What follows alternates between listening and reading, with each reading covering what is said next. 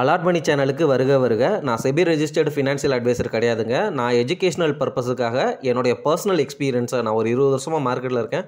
அதை தான் உங்கள்கிட்ட ஷேர் பண்ணுறேன். நீங்கள் எந்த முடிவு எடுக்கிறதா இருந்தாலும் உங்கள் நிதி ஆலோசகரை அணுகி அதுக்கப்புறம் பணத்தை போடுறதை பற்றி முடிவு பண்ணுங்கள். நன்றி.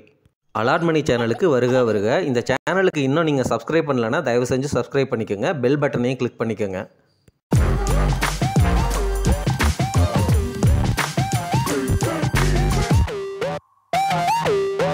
அனைவருக்கும் வணக்கம். இந்த வீடியோ பதிவில் நீங்கள் முக்கியமாக இதை புரிஞ்சுக்கணும். நான் ஏன் வேல்யூ இன்வெஸ்டிங்க்கு அதிகமாக இம்பார்ட்டன்ஸ் கொடுத்து கோர் டிஃபென்சிவ் ஸ்டாக்ஸை மட்டுமே நம்ம போர்ட்ஃபோலியோக்குள்ளே நல்ல வேல்யூவேஷனில் பிடிக்கணும் அப்படிங்கிற மாதிரி பேசுகிறேன். அப்படிங்கிறதுக்கு காரணத்தை விளக்குறேன் சில உதாரணங்களோட. நீங்கள் நிறைய கன்ஃபியூஸ் பண்ணிக்கிறீங்க அப்படிங்கிறது தான் என்னுடைய புரிதல். உதாரணமாக எல்லாரும் ஒரு செக்டர் நல்லா இருக்குது அப்படின்னா, உதாரணமாக 2007 இன்ஃப்ராஸ்ட்ரக்சர் ஸ்டாக்ஸ் எல்லாம் எல்லா இன்வெஸ்டர்ஸும் உள்ளே புகுந்து எக்கச்சக்கமாக வாங்கினாங்க. சரிங்களா?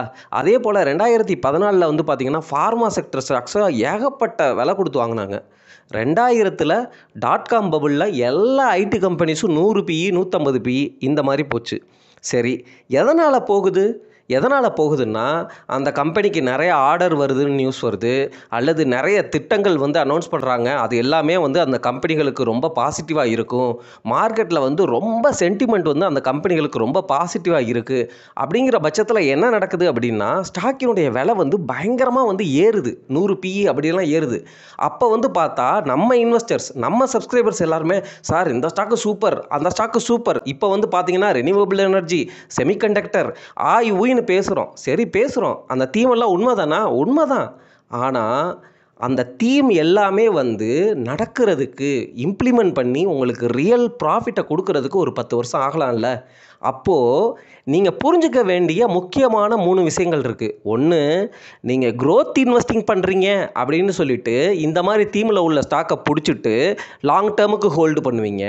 அல்லது மொமெண்டம் இன்வெஸ்டிங்னா என்னன்னே புரியாமல், மொமெண்டம் இன்வெஸ்டிங்னா ஸ்டாக்கினோட விலை ஏற ஆரம்பிச்சிரும். நீங்கள் என்ன பண்ணுறீங்க அப்படின்னா, இந்த ஸ்டாக்கில் ரொம்ப மொமெண்டம் இருக்குது, நிறையா பேர் வாங்கிட்டு இருக்கிறாங்க, மார்க்கெட்டில் சென்டிமெண்ட் பாசிட்டிவாக இருக்குது, நான் டெய்லி அந்த ஸ்டாக்கினுடைய அந்த ட்ரேடிங் அந்த விண்டோவை பார்க்குறேன், வால்யூம் பயங்கரமாக இருக்குது, வால்யூம் அதிகமாக இருந்து அந்த ஸ்டாக்கினுடைய விலை டெய்லி ஏறிக்கிட்டே இருக்குது, அல்லது அப்பர் சர்க்யூட் அடிச்சுக்கிட்டே இருக்குது. இந்த மாதிரி சமயத்தில் நான் என்ன பண்ணுறேன், கிட்டத்தட்ட ட்ரேடிங் தான். அந்த ஸ்டாக்கில் ஒரு அலோகேஷனை எடுத்துகிட்டு அது அந்த விலையில் இருந்து இன்னும் கொஞ்சம் மேலே போச்சுன்னா விற்றுட்டு வெளியில் அதே ஸ்டாக்கு மறுபடியும் கீழே கரெக்டாச்சு அப்படின்னா திருப்பியும் ஒரு பொசிஷன் எடுத்துகிட்டு அந்த இடத்துல இருந்து மேலே போய் லாபத்தை கொடுத்துச்சு அப்படின்னா அந்த இடத்துல விற்றுட்டு ப்ராஃபிட் எடுக்கிறது. ஸோ கிட்டத்தட்ட இந்த மொமெண்டம் இன்வெஸ்டிங் அப்படிங்கிறதுல என்ன பண்ணுறீங்க அப்படின்னா, ஒரு ஸ்டாக்கினுடைய மொமெண்டம் ரொம்ப பாசிட்டிவாக இருக்குது.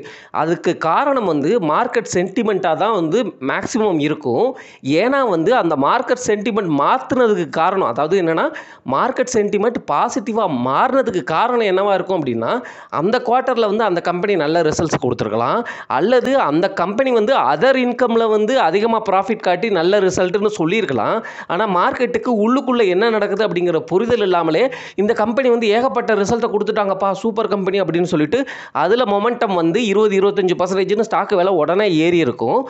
அல்லது அந்த கம்பெனிக்கு ஏகப்பட்ட பாசிட்டிவ் நியூஸு. உதாரணமாக இந்த கம்பெனிக்கு நிறைய ஆர்டர்ஸ் வரப்போகுது, இந்த கம்பெனியில் ஏதோ ஒரு இன்வெஸ்டர் இன்வெஸ்ட் பண்ண போகிறாரு, இந்த கம்பெனி QIP பண்ண போகிறாங்க, இந்த கம்பெனியில் புதுசாக மேனேஜ்மெண்ட் வந்துட்டாங்க, இப்படி ஏதாவது ஒரு நியூஸ்னால் அந்த கம்பெனிக்கு நிறைய பாசிட்டிவ் நியூஸ் அமைஞ்சு மொமெண்டம் இன்வெஸ்டிங்கில் அந்த ஸ்டாக்கினுடைய விலையை ஏற்றிருப்பாங்க. நீங்கள் மொமெண்டம் இன்வெஸ்டர் அப்படிங்கிறத உணர்ந்துட்டு விலை ஏறினதுக்கு அப்புறமும் ரிஸ்க் எடுத்து வாங்கி அதுக்கு மேலே போச்சுன்னா நீங்கள் உடனே எக்ஸிட் ஆகுறீங்க. இது எல்லாமே கொஞ்சம் ஷார்ட் டேர்மில் பண்ணுற மாதிரி தான் பிளான் பண்ணுறீங்க. இந்த இடத்துல என்னென்னா, நம்ம ரீட்டைல் இன்வெஸ்டர்ஸ் இந்த மொமெண்டம் இன்வெஸ்டிங்னா இப்படி அப்படிங்கிறத புரிஞ்சுக்க மாட்டாங்க. க்ரோத் இன்வெஸ்டிங் பண்ணுறேன் அப்படின்னு சொல்லிட்டு ஒவ்வொரு இயர்லையும் ஒவ்வொரு புல் சைக்கிள்லையும் சில தீம்ஸ் இப்போ இருக்கிற செமிகண்டக்டர், இந்த ரெனியூவபிள் எனர்ஜி மாதிரி, 2014 இருந்த ஃபார்மா தீம் மாதிரி, அல்லது 2000 இருந்த டாட்காம் பபுள் மாதிரி, அல்லது 2007 நடந்த இன்ஃப்ராஸ்ட்ரக்சர் பபுள் மாதிரி நீங்கள் என்ன பண்ணுறீங்க, ஹை பியில் இருக்கிற ஸ்டாக்கை, ஹை பியில் இருக்கிற ஸ்டாக்ஸை நீங்கள் போய் வாங்கிடுறீங்க.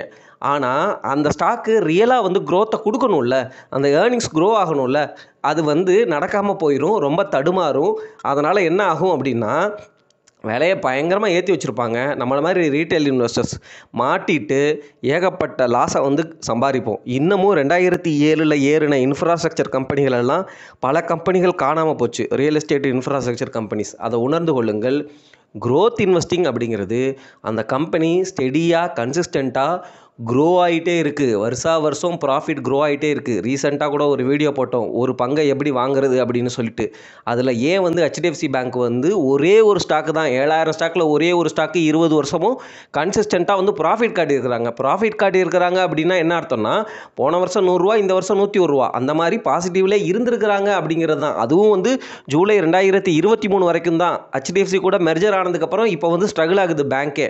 ஸோ ஒரு ஸ்டாக்கு கூட வந்து கன்சிஸ்டண்ட்டாக வந்து வருஷம் ப்ராஃபிட் க்ரோத்து, புரியுதுங்களா? ப்ராஃபிட் க்ரோத்துனா போன வருஷம் 100 ரூபா, இந்த வருஷம் 101 ரூபா, அதை விட அதிகம், புரியுதுங்களா? அந்த மாதிரி க்ரோத் காட்டின கம்பெனிகள் வந்து இல்லவே இல்லை. அப்படி இருக்கிற சிச்சுவேஷனில் இந்த க்ரோத் ஸ்டாக்கு அப்படின்னு நீங்கள் பிடிக்கும் பொழுது அந்த கம்பெனிக்கு ரியலாகவே வந்து குவார்ட்டர்லி அல்லது வருஷம் க்ரோத்தை வந்து காட்டுற பொட்டென்ஷியல் இருக்கிற கம்பெனிக்கு நீங்கள் அதிக பிஇ கொடுத்து வாங்கலாம். அந்த அதிக பிஇயுமே ஒரு 35 பிஇ அப்படிங்கிற லிமிட்டில் இருக்கணும். அல்லது அந்த செக்டர் பிஇயில் வந்து ஒரு ஆவரேஜ், அல்லது அந்த ஸ்டாக்கினுடைய ஆவரேஜ் பிஇ என்ன, இந்த மாதிரி ஸ்டார்ட்டெல்லாம் வந்து நீங்கள் கம்பேர் பண்ணிவிட்டு அதுக்கப்புறம் வந்து அந்த ஸ்டாக்கினுடைய ஆவரேஜ் இபிஎஸ் வந்து எப்படி இருக்குது, இப்போ இபிஎஸ் எப்படி இருக்குது, இந்த குவார்ட்டரில் வந்து என்ன மாதிரி இபிஎஸ் கொடுத்துருக்குறாங்க, எவ்வளோ க்ரோத் இருக்குது, போன குவார்ட்டரை கம்பேர் பண்ணும்பொழுது எவ்வளோ க்ரோத்து தான் கொடுத்துருக்குறாங்க அப்படிங்கிறத அனலைஸ் பண்ணிவிட்டு இந்த இபிஎஸ்ங்கிறது பேட்டர்ன் எப்படி இருக்குது, 4 குவார்ட்டரில் எந்த மாதிரி பேட்டர்னில் வந்து அவங்க இபிஎஸ் அனௌன்ஸ் பண்ணுறாங்க, போன வருஷத்துக்கும் இந்த வருஷத்துக்கும் என்ன இபிஎஸ், 4 வருஷமாக எப்படி கொடுத்துருக்குறாங்க, 10 வருஷமாக எப்படி கொடுத்துட்ருக்காங்க, இதெல்லாம் நீங்கள் பார்க்கும்பொழுது ஒரு ஐடியா கிடைக்கும். இந்த கம்பெனிக்கு இந்த இபிஎஸ் வந்து ஓகே, ஓரளவு ஆவரேஜான இபிஎஸ், இந்த இபிஎஸ்சில் 20 பிஇ கொடுத்தா நம்ம வாங்கலாமா? 20 பிஇயில் இந்த ஸ்டாக் வரவே வராதுப்பா. எஃப்எம்சிஜி செக்டரில் உள்ள ரொம்ப வருஷமாக வந்து ஹை பிஇலே ட்ரேட் ஆகிற ஸ்டாக்கு.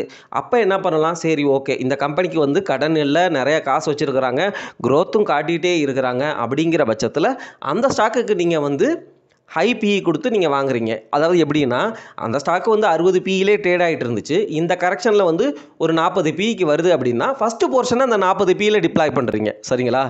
இது எஃப்எம்சிஜி செக்டர்னு உங்களுக்கு உதாரணத்தை சொன்னதுனால எஃப்எம்சிஜி செக்டரில் இருக்கிற கம்பெனிகள் எல்லாமே ஹை க்ரோத் ஸ்டாக்குன்னு சொல்லாதீங்க. காரணம் வந்து என்னென்னா, இப்போது கடந்த சில வருஷங்களாகவே ஹை இன்ஃப்ளேஷன் அப்படிங்கிறது இல்லை அப்படின்னாலும் மக்கள் கையில் காசு இல்லை அப்படிங்கிறதுனால எஃப்எம்சிஜி கம்பெனிஸ்கள் எல்லாமே வந்து சிங்கிள் டிஜிட் சேல்ஸ் க்ரோத்தை கொடுக்கறதுக்கு கூட தடுமாறுறாங்க. அதனால தான் HUL மாதிரி மிகப்பெரிய ஜெயண்ட்டே வந்து ஃப்ளாட்டாக கிடக்குது. சரிங்களா? இப்போ இந்த டேக்ஸ் பெனிஃபிட்னாலையும் ஏதாவது வந்து மக்கள் கையில் காசு போய் அவங்க வந்து திருப்பி வந்து எஃப்எம்சிஜி செக்டரை ரிவைவ் பண்ணதான் உண்டு. அதே போல் எஃப்எம்சிஜிலாம் ஈஸி, நாளைக்கே வந்து இன்னொருத்தர் வந்து ஊறுகாய் போடலாம், புரியுதுங்களா? நாளைக்கே வந்து ஒருத்தர் பேஸ்ட் அனௌன்ஸ் பண்ணணுமா பண்ணலாம். ஸோ இந்த மாதிரி சின்ன பிளேயர்ஸ்லாம் உள்ளே வரும் பொழுது மக்கள் கையில் காசு இல்லாத பொழுது அவங்க எல்லாமே சின்ன பிளேயரை நோக்கி ஓடுவாங்க. அதுக்காக சின்ன பிளேயர்ஸ் எல்லாம் வந்து க்ரோத் காட்டி அப்படியே லாங் ரன்னில் வந்துருவாங்களா அப்படின்னு கேட்டால் அதுவும் வந்து நடக்காது, புரியுதுங்களா? அதுலேயும் நிறைய ஃபெயிலியர் இருக்கும். ஸோ நம்ம எப்பொழுதுமே இந்த பெரிய கம்பெனிகள் லைக் HUL, ITC, பிரிட்டானியா, இந்த மாதிரி கம்பெனிகள், மேரிக்கோலாம் வந்து சின்ன கம்பெனி தான், பிரிட்டானியாவுமே கொஞ்சம் கடன் பிரச்சனை இருக்குது. ஸோ HUL, ITC இது ரெண்டுமே வந்து வேணால் லார்ஜ் கேப் ப்ளூ சிப் அப்படின்னு சொல்லிக்கலாம். இந்த மாதிரி கம்பெனிகளையுமே தடுமாறுற சமயத்தில், இந்த மாதிரி சமயத்தில் கம்மியான பிஇயில் கிடைக்கும் பொழுது அதை நீங்கள் க்ரோத் ஸ்டாக்காக நினச்சி பிடிக்கிறீங்க அப்படிங்கிறது தான் க்ரோத் இன்வெஸ்டிங். மார்க்கெட் பூமில், மார்க்கெட் சென்டிமெண்ட்டில், புல் மார்க்கெட்டில் சும்மா ஹை பிஇ, செமிகண்டக்டர், டிஃபென்ஸு, ஆகோ ஓகோன்னு சொல்கிற இடத்துல நீங்கள் போய் வாங்கும் பொழுது நீங்கள் அந்த கம்பெனியோடைய க்ரோத் பொட்டன்ஷியல் அவங்க பேசுகிற அளவுக்கு இருக்கா அப்படிங்கிற பாட்டம் லெவல் அனாலிசிஸை குவார்ட்டர்லி நீங்கள் செக் பண்ணும்பொழுதே தெரிஞ்சு போயிடும். நீங்கள் ஸ்பெக்குலேஷனில் வாங்கியிருக்கிறீங்களா அல்லது க்ரோத் இன்வெஸ்டிங் அப்படின்னு நினச்சி வாங்கியிருக்கிறீங்களா அப்படின்னா. இந்த மொமெண்டம் இன்வெஸ்டிங் அப்படின்னு சொல்லிட்டு சில பேர் இந்த மொமெண்டமில் ஏறின ஸ்டாக்கை வாங்கிட்டு லாங் டேர்மில் வச்சுருப்பாங்க. மொமெண்டம் இன்வெஸ்டிங் அப்படிங்கிறது வாங்கிட்டு விற்கிறது. அதாவது எப்படின்னா, எப்போ வாங்குறீங்க அந்த ஸ்டாக் வந்து விலை ஏறிடும், 20-30% ஏறிடும், இது இன்னும் 100% ஏறும் அப்படின்னு நினச்சி வாங்குறது. அது வந்து ஒரு 70% வந்து மறுபடியும் ஏறும்பொழுது அந்த இடத்துல விற்றுட்டு வெளில வருது. ஸோ கிட்டத்தட்ட இதுவும் வந்து மொமெண்டம் இன்வெஸ்டிங். இந்த மொமெண்டம் இன்வெஸ்டிங்க்கு ETFலாம் இருக்குது, அதை பற்றி நம்ம வீடியோ பேசியிருக்கிறோம். ஸோ நான் சொன்ன பாயிண்ட் எல்லாமே உங்களுக்கு புரிஞ்சிருக்கும்னு நினைக்கிறேன். Value investing versus growth investing versus momentum investing அதை பற்றி ஒரு ஐடியா கொடுக்கணும். இந்த இடத்துல நம்ம வந்து எந்த மாதிரி ட்ராப்பில் மாட்டுறோம் அப்படிங்கிறத சொல்கிறதுக்காக பதிவிடப்பட்ட சிம்பிள் வீடியோ பதிவுங்க. நன்றி.